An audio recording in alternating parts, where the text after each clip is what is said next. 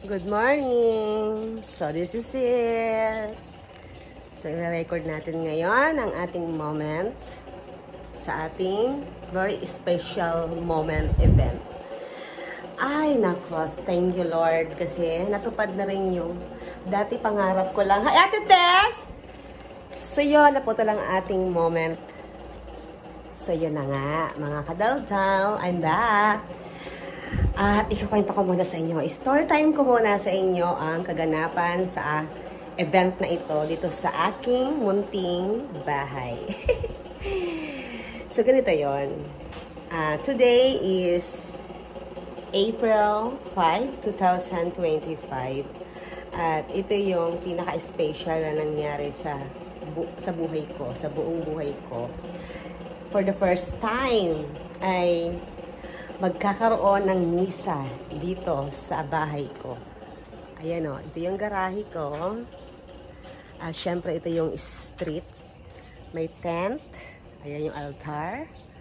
At ito ang mga upuan. At ikukwento ko sa inyo kung bakit. So, ganito yun.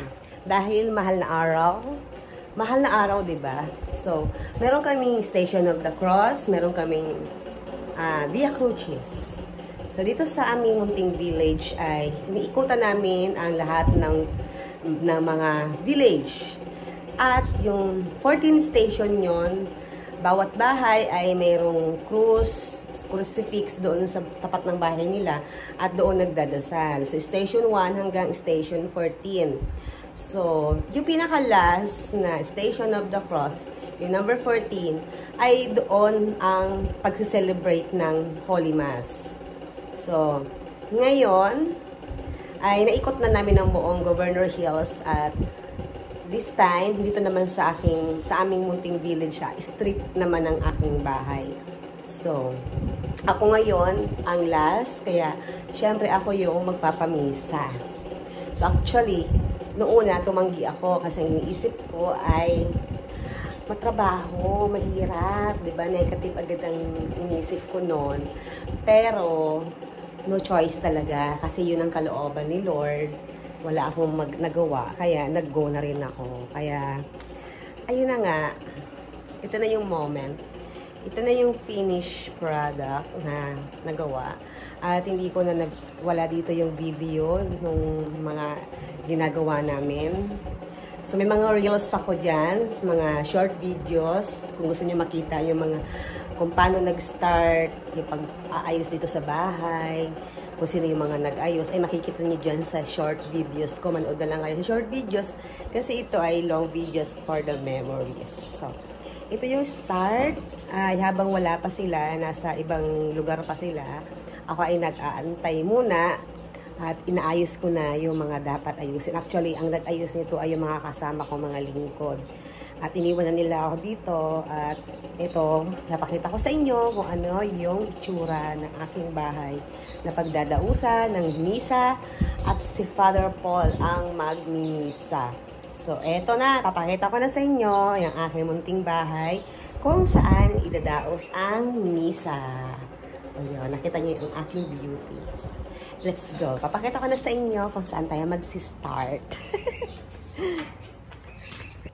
Okay, mag-start tayo sa altar. Ito ang ating altar. Ito yung ginagamit namin sa pagmimisa doon sa clubhouse. Siyempre, hiniram muna natin dahil si Father Paul ang magmimisa. Ayan ang altar natin. Siyempre, meron tayong ambo. Dito nagbabasa yung mga commentator at yung mga komre. May upuan sila at syempre may upuan din si Father. Yung upuan ko sa dining table ko. At ito na nga, nilagyan nila Ate Beng ng mga BEC ng kortina para naman ay maganda siyang tingnan. So, yan ang ating harap na altar. Yan ang itsura niya. Yan.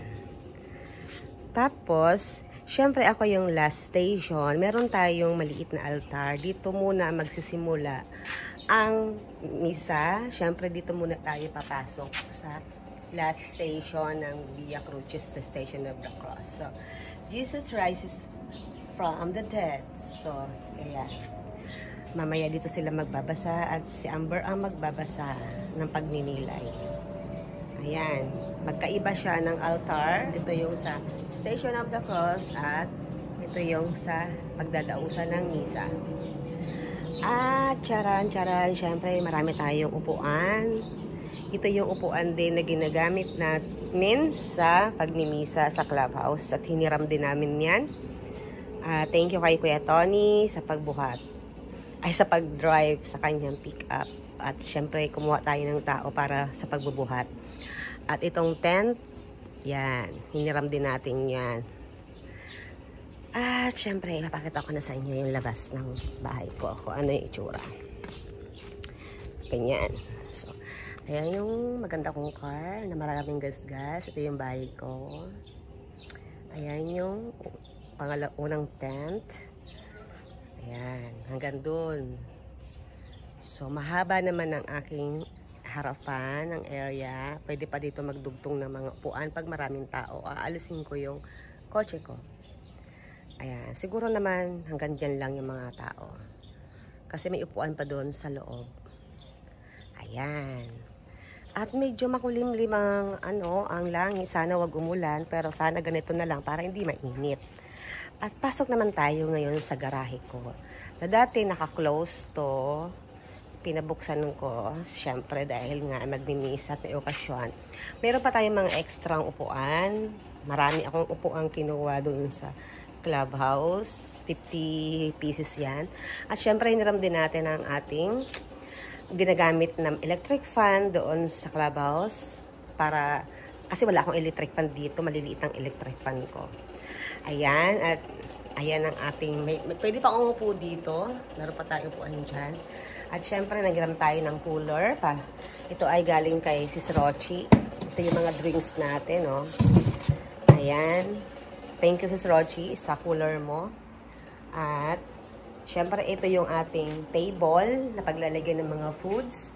At syempre, thank you kay Ate Gigi sa dalawang table na hiniram ko. At ito, another electric fan na nagamit namin sa pagmimisa doon sa clubhouse. Hiniram din namin yan. At syempre, hinarangan natin yung ating mga abubot dyan. Thank you kay Ate Bing, nakatulong ko kahapon sa pag-aayos ng bahay. At syempre, kumuha tayo ng tao para sa tagabuhat. So, ito ang ating area. Sa loob ng garahe, dito tayo maglalagay ng foods. So, later, may mga foods na tayo dyan. Abangan nyo kung ano yung mga papakain natin, ang ating nakayanang ihanda. So, yan lang muna ang ating update sa kaganapan kasi solo ko ngayon ay nagbablog lang tayo kasi nasa Station of the Cross na sila. Wala pa mga tao. So, ayan. So, later abangan nyo yung mga kabuuang napakita ko sa inyo sa mangyayari. Okay? So thankful. At syempre, gusto ko nga pala mag-thank you. Syempre, babanggitin ko na dito si Hermana Candelaria ng Hermana Candelaria 2025 sa pagpapahiram sa akin ng tent. O, diba? Thank you so much, ate, sa pagpapahiram mo ng tent, itong color blue. Bagong-bago yan. Siya lang unang gumamit and then ako na yung next. Kaya, thank you so much, te. At syempre, yung isang tent na to, na puti, galing to sa HOA ng Palmdale. So, hiniram din natin yan. Actually, may bayad siya, pero 100 pesos lang naman. At nagpapagta-thank you ako sa lahat ng mga BEC ng Palmdale. Sila Ate Beng, Ate Brenda, Ate Babel. Ayan, sa lahat ng mga BEC member ng Palmdale. At syempre, kay Tita Letty. Kay Tita Letty na Ate Letty Peña, na siya talaga ang naging utak nitong aking pagpapamisa dito sa bahay. Tika lang, iharap ko ang camera. Ayan, ulitin natin sa sinabi ko. Thank you kay Ate Tita Letty na naging utak ng aking pagpapamisa dito sa bahay. Dahil last 2 minutes ay nagde-decide na kami kung sino yung magpapamisa dito sa street namin. Last 2 minutes, tatawag kami ng mga tao na pwedeng pagdausan ng misa, na mag-sponsor. ay wala talaga. Kaya, yun, sabi niya ako na lang daw. Noong una, tumanggi pa ako kasi sabi ko baka mahirapan nga ako. So, yun nga, tinulungan naman ako ni Taleti ng mga idea at siya naman yung nagsabi ko sino mga tutulong. Kaya, hindi naman ako nahirapan na. Kasi marami naman tumutulong. Andiyan naman silang lahat. At syempre, thank you din kay Ate Gigi. Ayan. Tita Lati, sino ba? So, kaya Tony, syempre, yung unang-unang tumulong sa akin sa pagbubuhat at paggamit ng pick-up. Yun. So, nagbuhat din siya at nagtulong din siya sa pagkakabit ng tent. Ayan. Thank you so much po sa lahat ng mga lingkod ng simbahan, mga BEC member, lahat na lang para wala tayo makalimutan. Syempre, hindi ko makakalimutan. Thank you so much sa nagbigay ng food, sa nag-share. Kay Ate Bing, ang sarap ng puto at kutsinta. Nag-share siya ng foods. At syempre, si Sis Joy Miranda, may share din siya ng foods. Thank you so much, sis. At syempre, hindi natin kalilimutan ang ating nagluto ng lahat ng foods. So, makikita nyo mamaya ang lahat ng foods na kakainin natin. At syempre, ang #1 seller ng foods dito sa aming community ay ang paborito naming orderan na walang iba kundi sa Ate Mitchell. Ang sarap ng foods niya. Lahat ng okasyon na meron kami na ginaganap ay sa kanya kami nag-o-order ng mga foods. Sa kanya rin ako nag-rent ng speaker at microphone. So, mamaya makikita nyo, wala pa ngayon kasi maaga pa. So, yun lang. Baka makalimutan ko kasi mamaya busy na, diba? So, yun na ha. So, abangan nyo yung mga next, masusunod na mga mangyayari dito sa aking ganap na pagpapamisa. I'm so thankful and grateful. Thank you, Lord. At syempre, hindi ko pa pala makakalimutan yung nag-sponsor. Meron po nag-sponsor sa atin, sa ating mga ibang kailangan dito sa pagpapamisa. Hindi na natin babanggitin kung sino, pero napaka-thankful ako kasi lagi siya nandyan. Lagi nakasupport kapag mayroong mga nangyayaring maganda sa akin at kailangan ko ng support, lagi siyang nandyan. Kaya, thank you so much, sponsor. At thank you so much sa tulong. Siyempre, hindi na bago to, kasi lagi ka namang nandyan. Thank you so much. So, yun lang. Later ulit, ha? Later. Ito na yung speaker. Ayan. Thank you, Ate Shell. Ayan. Speaker na tayo. Meron tayong dalawang microphone. Ayan. Ayan. Hinaan ko na.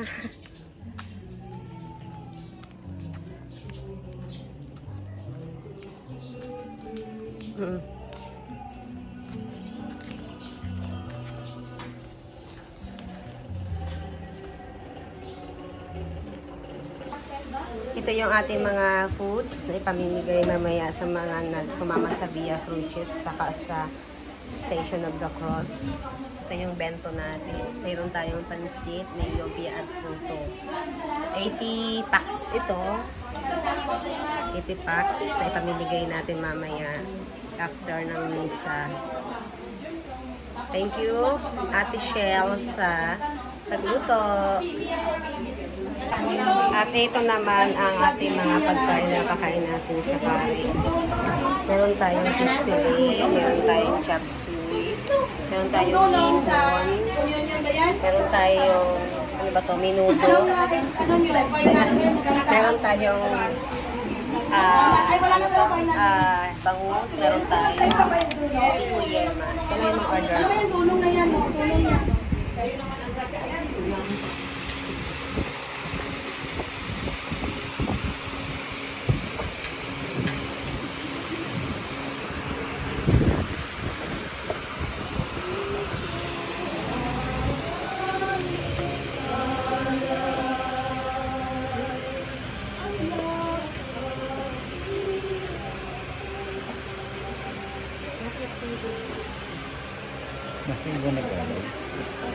YouTube pa yun.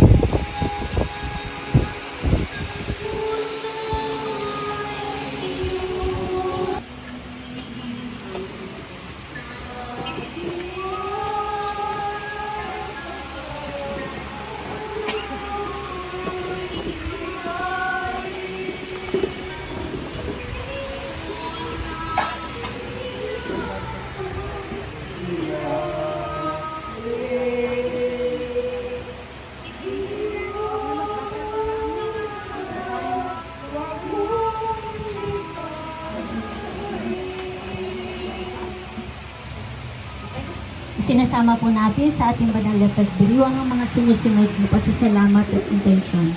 Pasasalamat ni Judy Pilongo at pamilya, Elanis at pamilya, Maynard and Marites Diaz at pamilya, Bawang at pamilya, Chloe and Pateño at pamilya, Elardo. Ayan na, kainan. Ate Talete, sumabay ka na doon. Kumain ka ha? Huwag ka nga alis na di kumain. Ang dami kong hinanda. Si JJ. Asa na ko. Oo. Halika na, kumain na. Tita, may mga drinks na po doon ha. Ate Brenda, kumain na.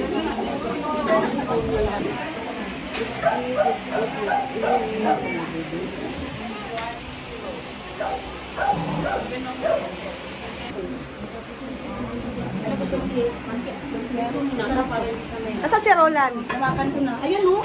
Ay, yun o si Roland. Ba't si Ate Leti? Tawagin mo. Nga. Si Tita Leti. Oh, ako ba? Ikaw mag-video. Sige na, bigay mo sa akin. Ako mag-pose. Ayaw.